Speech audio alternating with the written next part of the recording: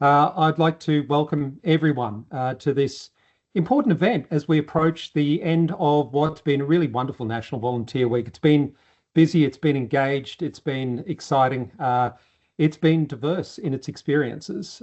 Before we start, of course, the official proceedings, I'd like to acknowledge the traditional custodians of the lands that we're all meeting on today. For me, I'm on the lands of the Turrbal and Yuggera people, and I pay my respects to their elders, past and present. I extend those respects to traditional custodians of the various lands that you're meeting on today, noting ongoing connection to country in its fullest sense. And I also extend my respects, my deep and sincere respects to any Aboriginal Torres Strait Islander people who may well be joining us today.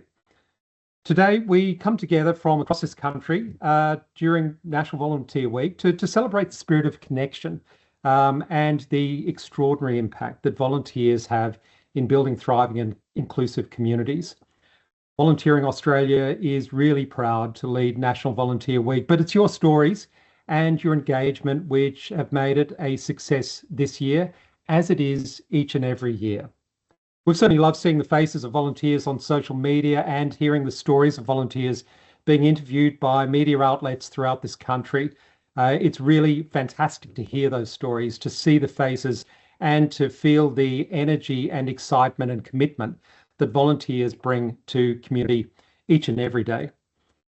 Celebrations across the nation have been in various parts, in various ways, and they've included breakfasts and morning teas, afternoon teas, luncheons, expos, award ceremonies, conferences, and we were lucky enough to have a reception hosted by Her Excellency, the Governor-General, only a couple of nights ago in Canberra. Today, you're going to hear from speakers from around the volunteering ecosystem, including Damien Johnston, the Deputy Commissioner, New South Wales State Emergency Service, and I note and acknowledge Damien's presence here today. He probably won't be able to stay long. We acknowledge the remarkable work that Damien, the SES, and the volunteers that support communities throughout the nation and certainly throughout the state at this really difficult time. Damien, we really appreciate your time today. Geraldine, Muriritirwa, I hope I've done your surname justice, Geraldine. If I haven't, please forgive me. It is with the most sincerity that I wanted to get that right. Geraldine is the campaign manager of the Volunteering Awareness Campaign, Hanging Out to Help Out. It's something that I'm sure you've all seen, and we're really keen to hear how that's going. Scott Tutton, Program Manager from the Australian Sports Commission, noting, of course, that sport sees the largest number of volunteers in this country as a single cohort. Sport is critically important to volunteering effort and to communities broadly speaking. And of course, Derek Turner, who's the director of the Aon Charitable Foundation. Really wonderful to see Derek here. I know Derek's been tripping hither-thither all around the country and really interested to hear perspectives that Derek will bring as well. We'll finish up today with a Q&A with myself, Scott, and Derek, noting, of course, that Damien will have to skip away and get back to the unfolding events taking place in New South Wales. So as we tick along, please share your questions throughout the event. Let's start perhaps with a quick poll just to see who's joining us today. I think we're going to bring that up on screen. What we want to do over the course of this event is obviously hear the words and the experiences that are being brought to us by our speakers, but also to encourage you to share your experience, who you are, where you're from, what role you have. If you can utilize the facility, please do so. Otherwise, drop your thoughts and your responses into the chat. So I'll just give you a couple of minutes or a minute or so to put those in. It's really important for us to understand who's with us and to get your experiences. Okay, well, let's see. As I look at the chat, we have obviously volunteers. We have managers, leaders, and coordinators of volunteers significantly in attendance. And on behalf of Volunteering Australia, I thank you all for your contribution and your ongoing leadership of volunteering in this country. Always thrilled to see the presence of the volunteering state and territory peak bodies. The peak bodies in volunteering are critical engines in supporting the volunteering ecosystem throughout this country, and I really appreciate your attendance today.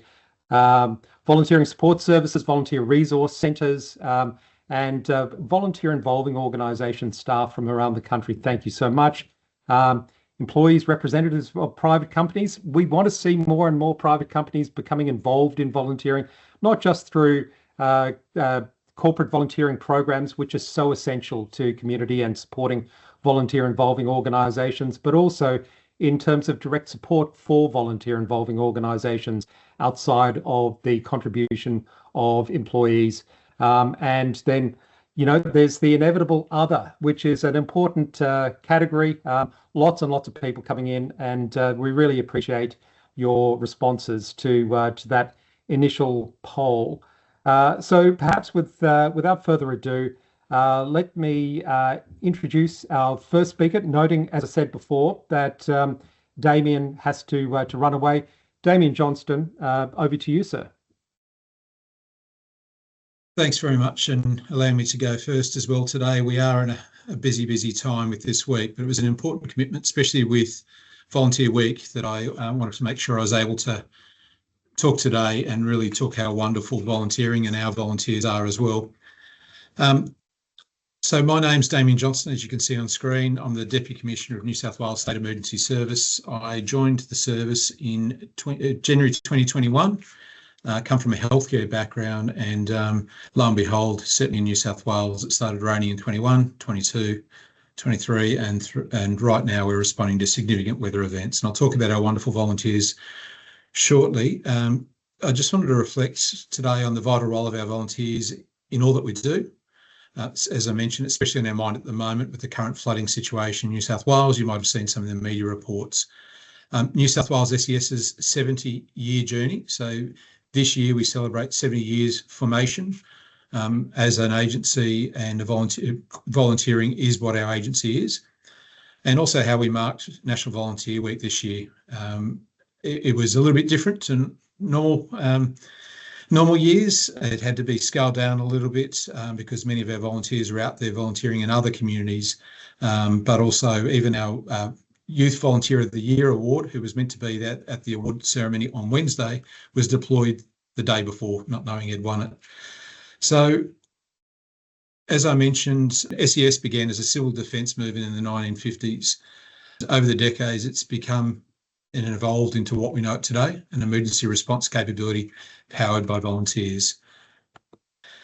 So across Australia, as we know, volunteers are the operational backbone of what our Rural Fire Service, SES, and many other volunteer agencies in the emergency services perform.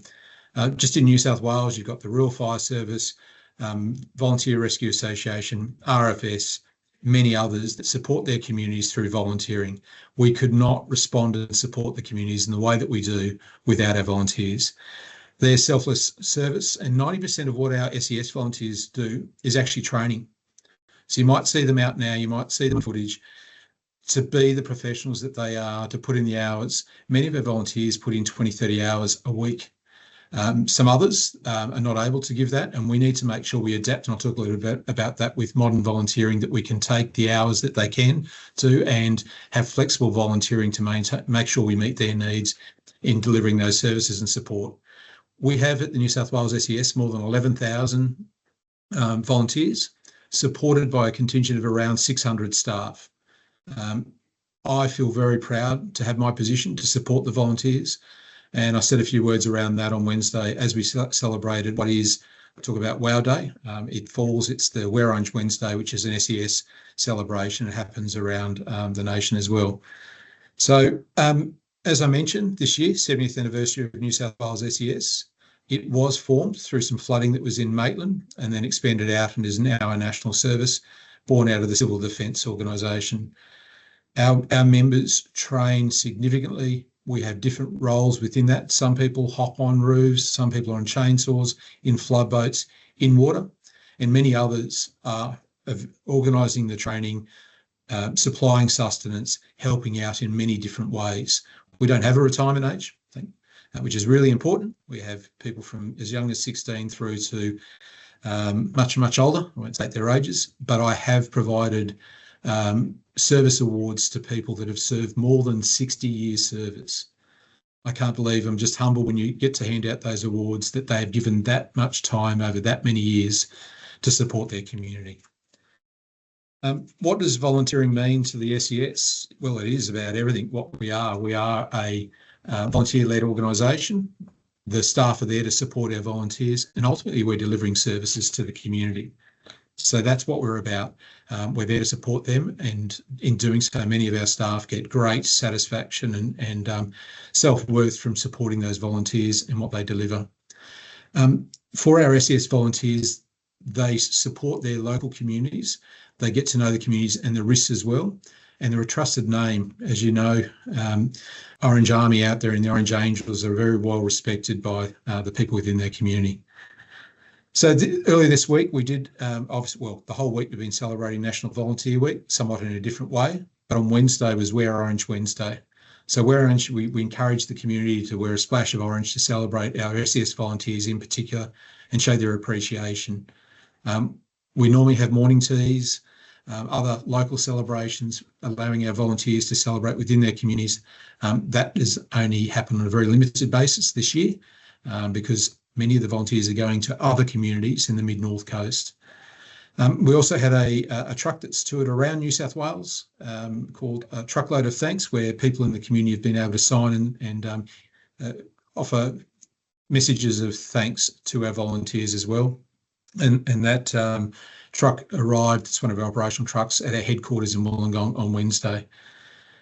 We also celebrated and recognised our younger volunteers with Minister Jihad Dib on Wednesday. He's our Minister for Emergency Services.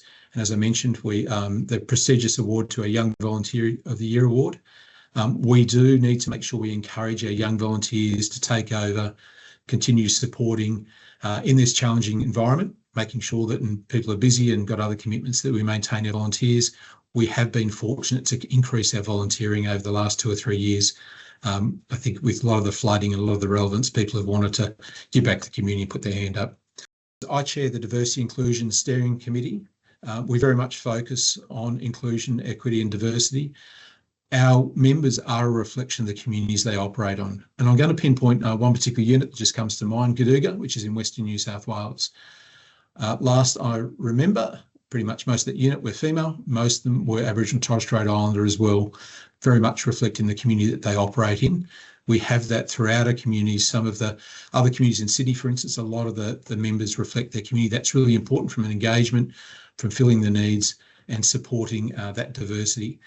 Now, we're doing reasonably well in our female leadership as a representation of our members, but we've still got some way to go with attracting more females. So we have 36% of our members as female, and 0.2% of those identify as non-binary. In our leadership roles, we've got 32% of those being female. So we're getting close to parity around the percentage, but we want to increase more females into those leadership positions and the great strength they bring to leading our units and our volunteers.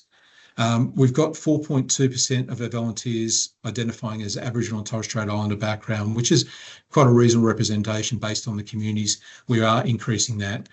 The other thing at this point in time I'd like to say is that as with lots of volunteering organisations, we're building skills, especially for the youth, and making them job ready. The communication skills, the interaction that they have, the confidence that they come in. And we're really building on programs to try and make people through our volunteering job ready for paid employment as well, which plays a really large, important place, I think, in volunteering organisations, developing life skills in an unpaid environment.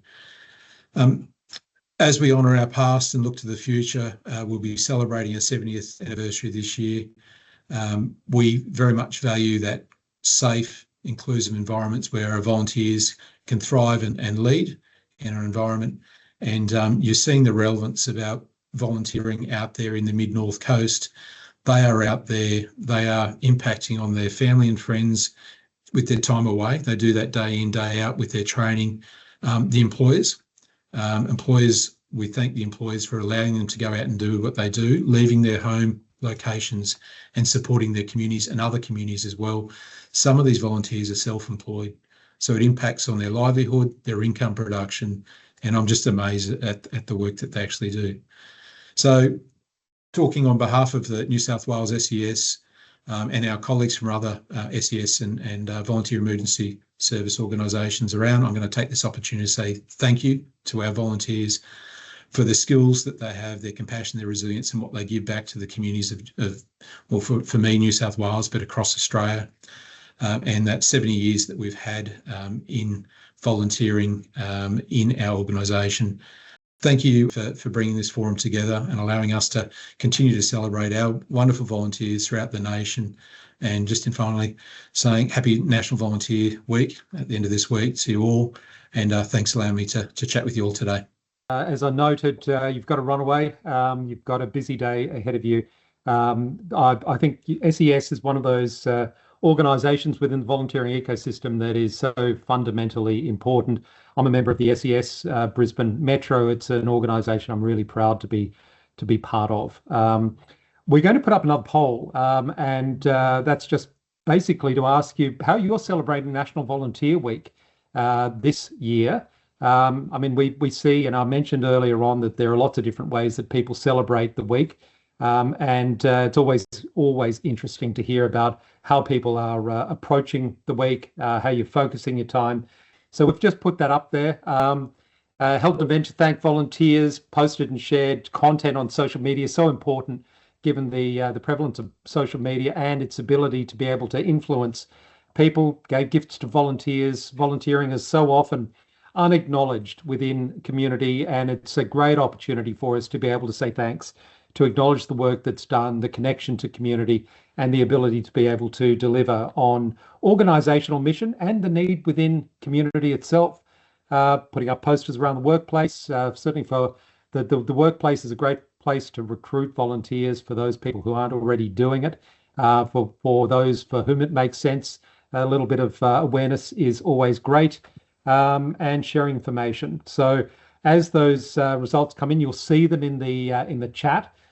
Please continue to keep an eye on those as they come in. I will now take the opportunity to welcome Geraldine, Campaign Manager for the Volunteering Awareness Campaign, hanging out to help out, to share some updates on that campaign. Geraldine, over to you. Awesome. Thank you very much. I'm from DSS, as Mark mentioned. I'm a co-campaign manager for our campaign Hanging Out to help out. And the aim of the campaign, just moving on, the aim of the campaign is not only to raise awareness of volunteering among young people between 15 to 18 years old, but to also raise interest and consideration of volunteering now and also into the future. And if you're wondering why 15 to 18, research actually showed that when people start volunteering at a young age, there's a high chance that they'll continue volunteering throughout the rest of their lives. So it feels like an investment now will give us a long-term investment if they keep on volunteering for the rest of their lives. And research also actually showed that during COVID, the number of young volunteers was significantly affected. So by launching this campaign, it is just reminding young people that, hey, volunteering is something that you should think about taking up again. Volunteering is something that can be fun. It's something that you can do with friends. It can be enjoyable, and it can also be easy. The time commitments and the skill that is required, it's very flexible depending on the role that they take up. So just looking at our campaign objectives, as mentioned, raising awareness of the benefits, but also wanting people to be aware of the diverse opportunities that are available. There's a lot of stereotypes around what volunteering looks like. So our campaign was wanting to show young people some other fun ways that they can volunteer. For example, walking dogs or coaching footy or playing in a band, as you will see in some of our campaign ads that we will play later. And our other objective was, again, to raise interest and consideration and to also encourage young people to seek more information about volunteering on our campaign website, which is www.volunteering.gov.au. So our advertising was running from the 20th of October last year all the way through to the 30th of June. And in order to reach this very specific target audience, like I was saying, 15 to 18, we engaged a media agency to run our digital advertising. So we were on social media. So that was Facebook, Instagram, TikTok, and Snapchat. We also had digital video on YouTube and in-app gaming, so on Twitch and platforms similar to that. And then digital audio on Spotify. We also had Google search ads and a content partnership with Year 13. So that's, I guess, partnering with an organization that is, I guess, aligned with our target audience. And Year 13 in particular, it's a website that targets students and young people, providing them information and options about what they can do after Year 12.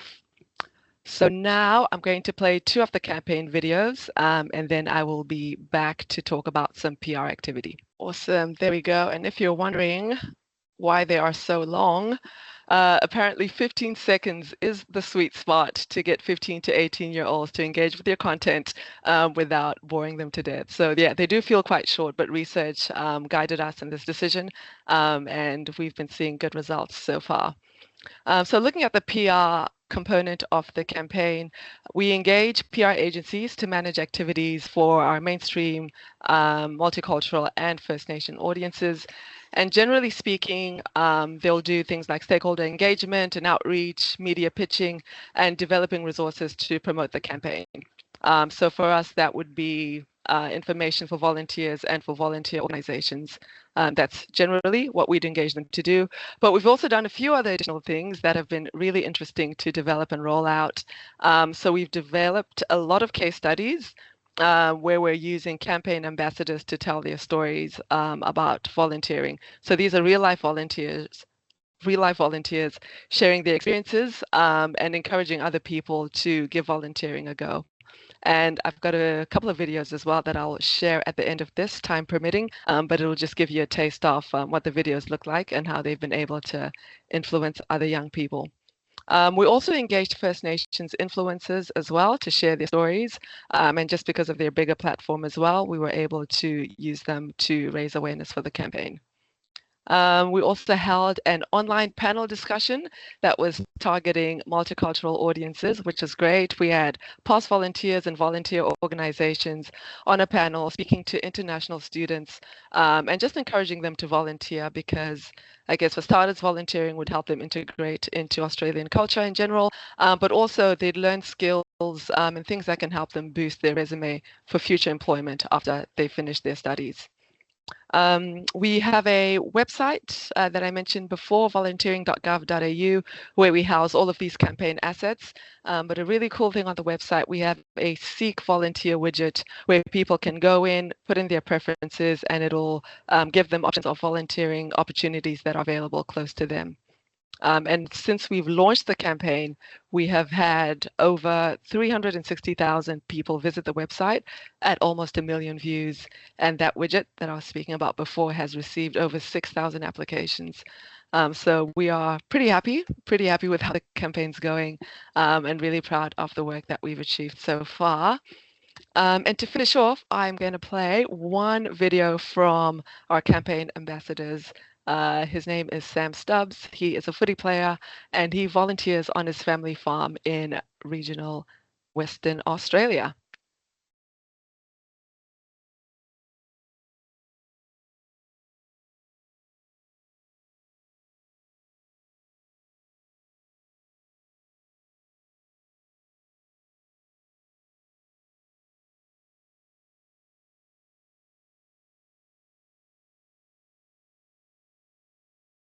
Thank you. And there we go.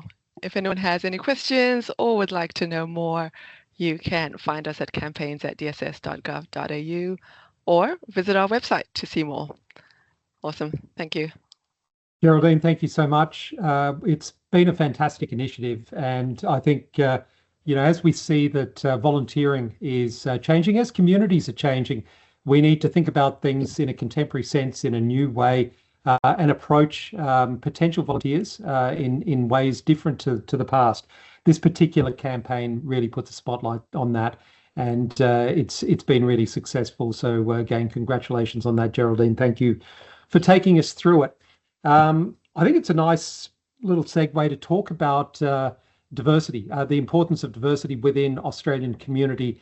And I think volunteering has such a profound place in celebrating diversity, in bringing about opportunities to create a sense of engagement and inclusion. I think we're going to share a bit of a word cloud now on the screen, which will give us a bit of a sense of what service your volunteer program provides to strengthen communities throughout this country. So I think that's coming up on the screen. Educational support events, youth empowerment, leadership, social inclusion, family support is a big one, obviously aged care. Teamwork, as much as anything else, is critically important. That word support comes up a lot in terms of the engagement of volunteers and the programs which are created to support communities throughout this country. It's a nice illustration in a live sense as to what's being done and the types of focus we're seeing. As I say, diversity is something which volunteering does particularly well. There's always ways we can do it better, and I think we get a sense through this word cloud of the really important contribution that volunteering makes to communities and to encourage diversity throughout this country. Experience and disability is another big one. I think you tend to see that piece around connection is something that comes up all the time, and whether it be through the social programs for transport, where we see things at the early stage of life or towards the end of life, and I see palliative care is there as well. All of these are critically important contributions to community and show that volunteering has a profound impact on the lives of community broadly and on the lives of individuals, irrespective of what their life experience is and where they are in life and in this country. So thank you all for your contributions there. I suspect that the responses will continue to come in, and they'll be available probably in the chat as we move through. With that in mind, let me pass over to Scott Tutton, Program Manager with the Australian Sports Commission, to share an overview of the Australian Sports Commission's National Volunteer Week campaign. Scott, over to you. So my name's Scott Tutton. I am currently the Program Manager or a Program Manager at the Australian Sports Commission, role I've been in for around 10 months now, having had a history of working in national and state sporting organisations for the past 13 or 14 years. But more importantly and more relevant to this audience, I think, is just as being a volunteer for the last 30 years in terms of community sport. And certainly my most enjoyable role at the moment is serving on a couple of local different sporting club committees and, coaching young people and ensuring that they have great experiences when involving themselves in physical activity. So this week is National Volunteer Week, a really huge piece for us at the Australian Sports Commission in terms of encouraging people to not only celebrate those around them who volunteer in sport, but to think about taking up the role of being a volunteer themselves. So we'll go into a little bit around that campaign very shortly, but I thought it was just relevant to be able to share with this audience just who the Sports Commission are, if you haven't heard of us and if you work in a very different part of volunteering sectors, just exactly what we do and why we do it. So our role is twofold. We really work to lead and to connect the sports sector together. So whether that be national sporting organisations who lead the delivery and implementation of sporting activity, right through state and territory governments, partnering with organisations like Volunteering Australia who've put on today's webinar, all whose mission is to support the delivery of sport and recreation, as I said, to get more people more physically active. We also play a really active role in terms of enhancing the capability of the sports sector.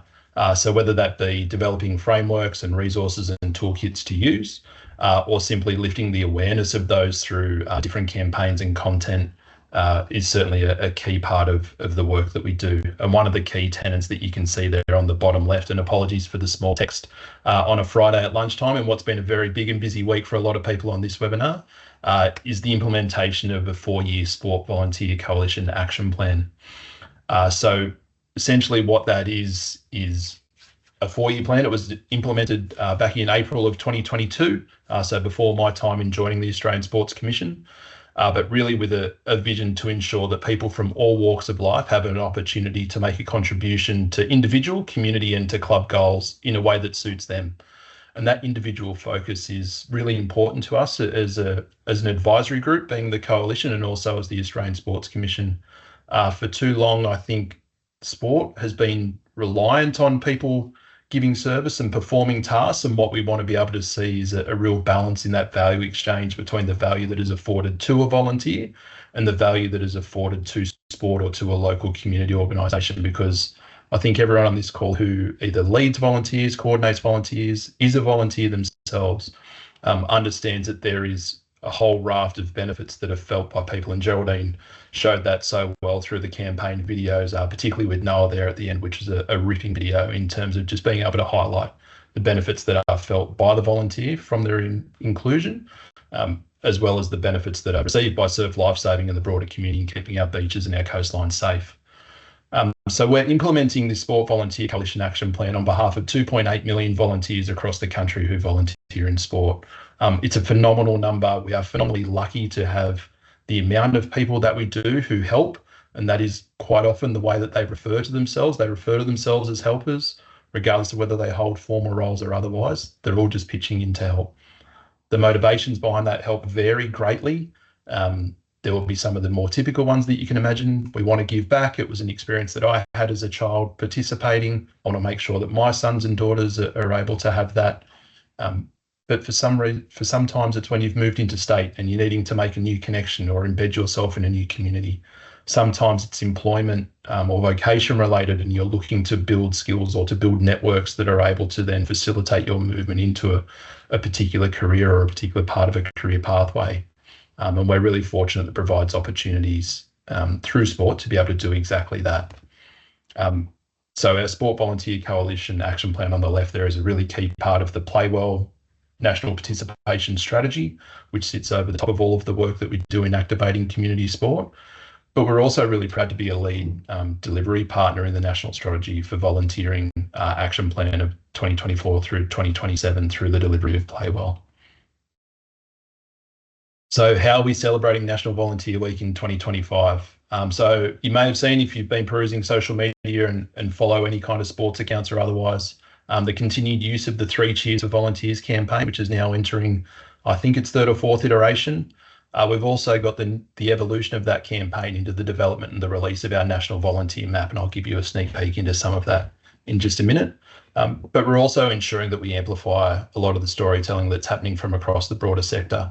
Not everyone engages with the 3 Cheers campaign, and we encourage sports. The purpose behind that campaign is not to have everyone use Australian Sports Commission assets. It's to inspire people to find ways to recognise volunteers in their own way.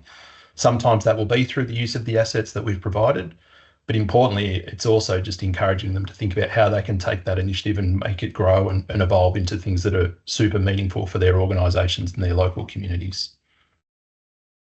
So here's a bit of a look and feel in terms of how those assets kind of take place. So we've got archery, motorcycling and Australian Dragon Boat kind of featured there. They're 3 of hundreds of different uses of that particular campaign material, but we're really proud to have seen thousands of toolkit downloads already just in this campaign, and that toolkit was only released in the last week or so.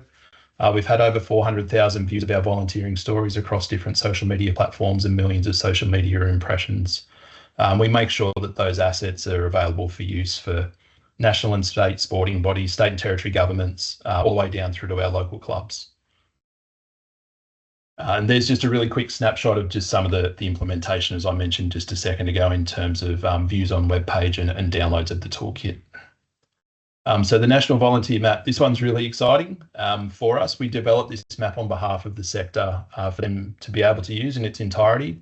So every volunteer who is nominated is placed on that map, and each of them has their own clickable profile to kind of own.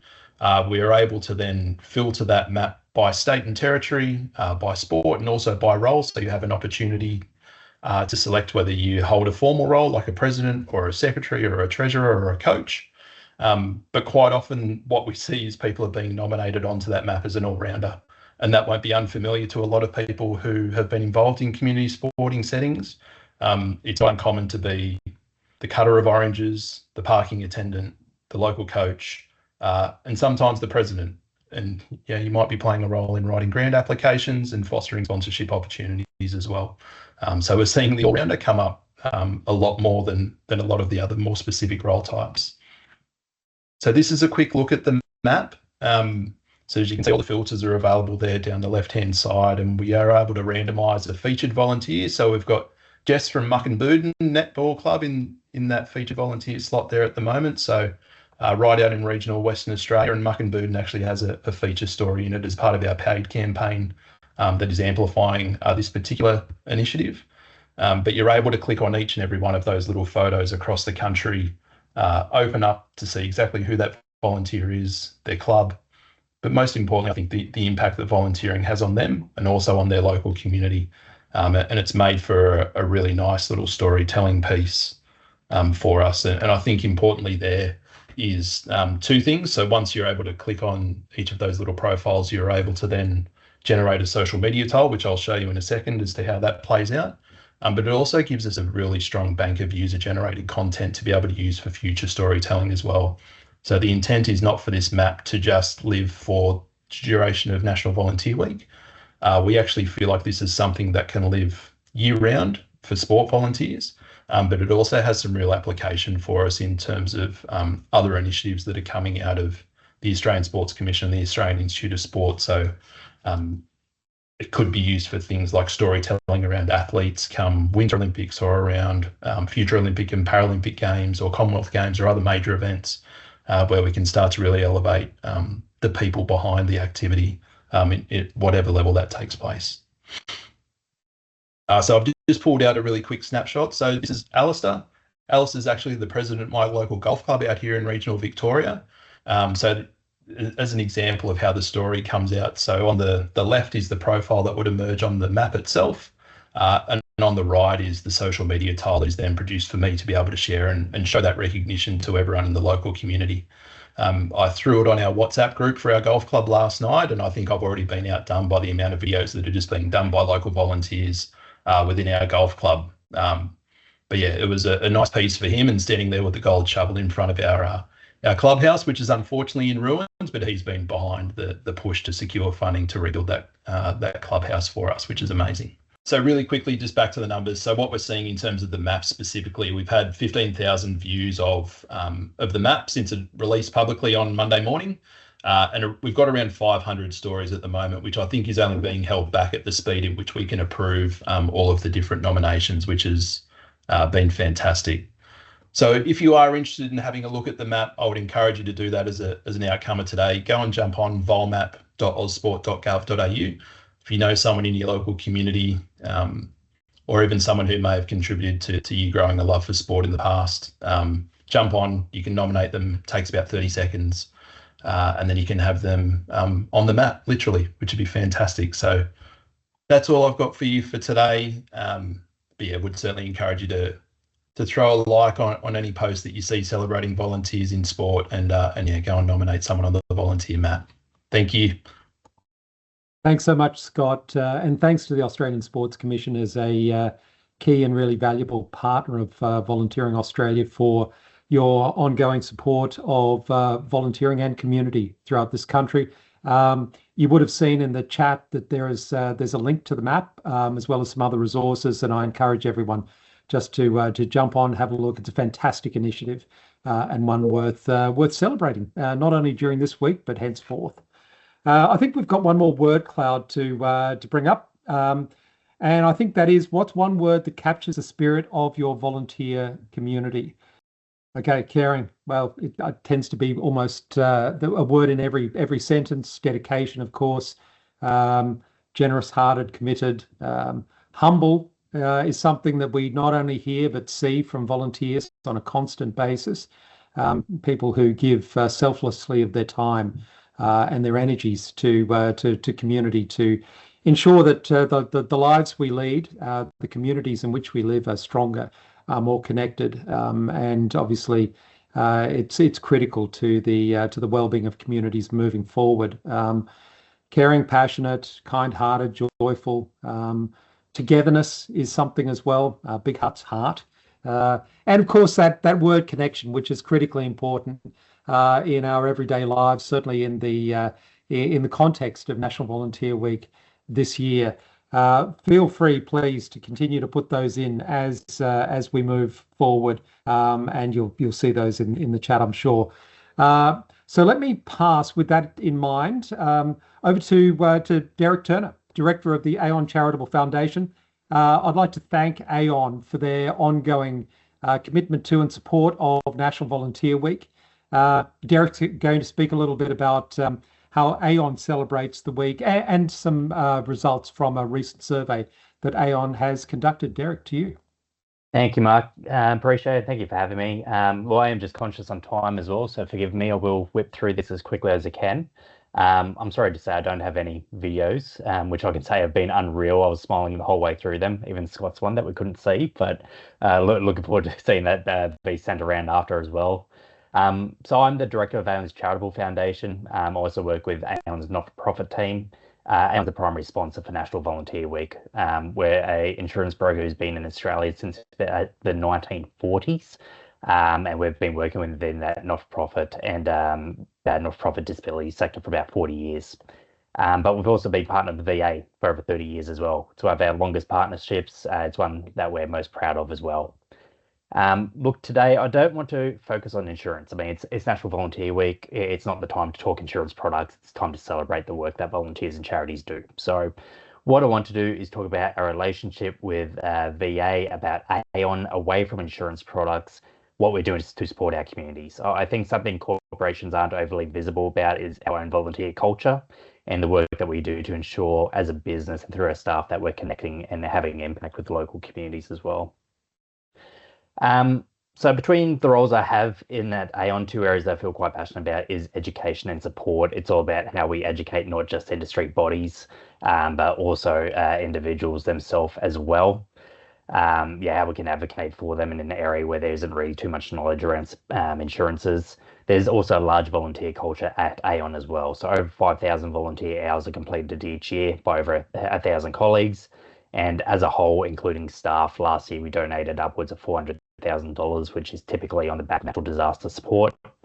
And Aon tends to engage myself and my team around this to see what charities we have locally to colleagues that we can connect them to for volunteer opportunities.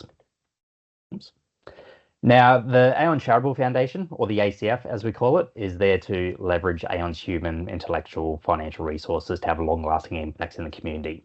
The reason I want to talk around this is we recently conducted a survey with Aon and all the staff, with the purpose to get a better understanding of how staff are volunteering, how much they know about what Aon does in this space, and how much they understand our culture and the support that we provide and who we do actually support. So currently we align ourselves with 4 charitable partners in 4 core pillars: so climate and environment, welfare, education, and healthcare. To give some context on the dot points on this slide, in our survey, we asked the staff what causes and sectors they're most passionate about. The dot points were essentially the top responses. We structured this slide to show that even though we have charities within our 4 core pillars, that's a structure that we elect for our funding. It doesn't necessarily restrict the amount of work that they do. Their work extends further. So even though they are segmented for that, they do work across a wide range of activities, and this was to show our staff that we are supporting the areas that they are most passionate about. And these causes obviously weren't exhaustive as well. Others like disaster relief, inclusion, gender, LGBTIQA+, diversity, disability, neurodiversity, Indigenous were all sectors that were raised as areas that they were passionate about, but these were just the top responses. And in this survey, we also asked colleagues around the biggest barrier that they have for volunteering. No surprise, lack of volunteering, lack of time was the overwhelming response. Over 50% of staff said that, it was just the number one barrier, followed by their own financial constraints as well.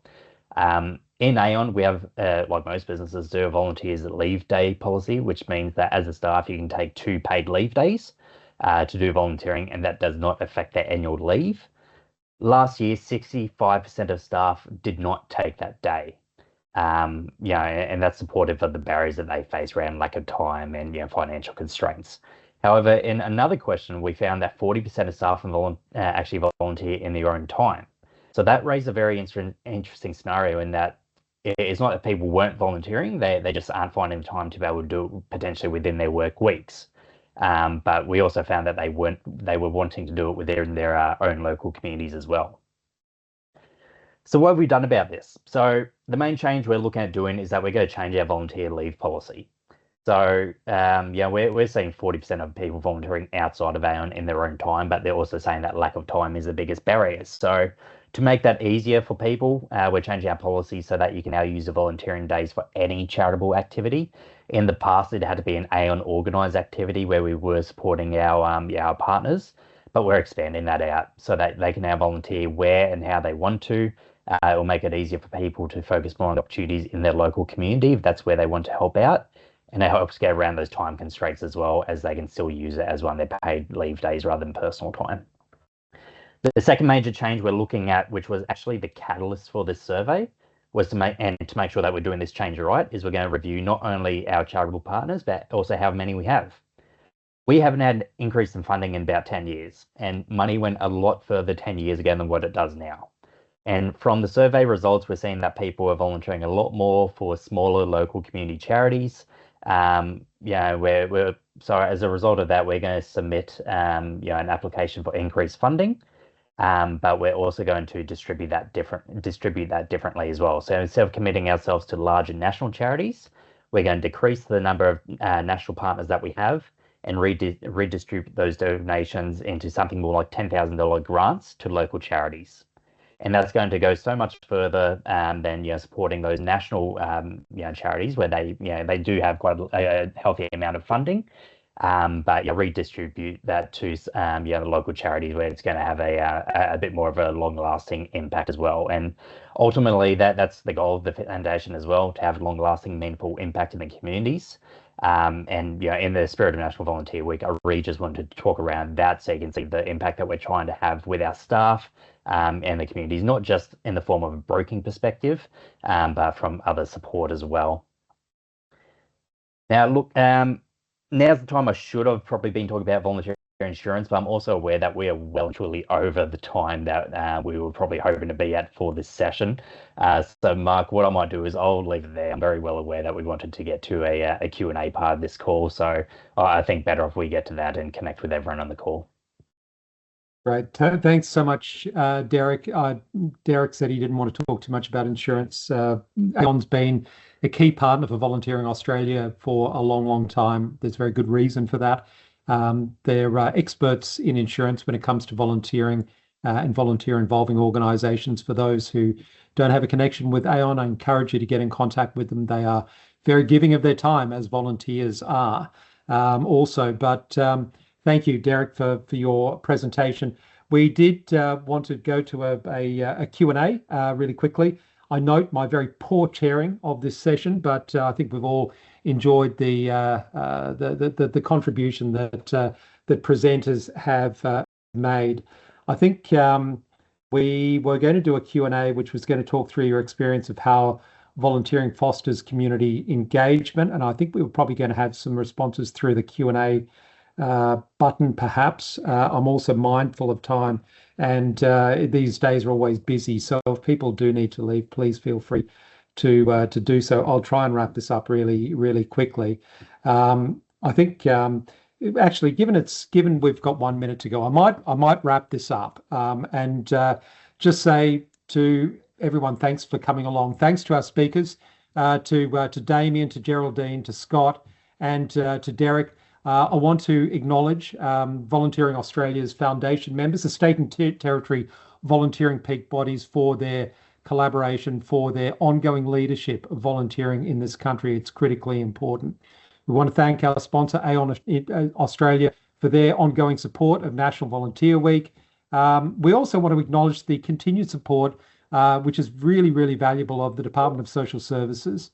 Thank you to everyone who's attended today. Big thank you to volunteers and to volunteer leaders, coordinators, for the vital role that you all play in connecting communities across this country. with the time ticking over to 1 o'clock, I want to say to everyone, thanks for your attendance. Happy National Volunteer Week.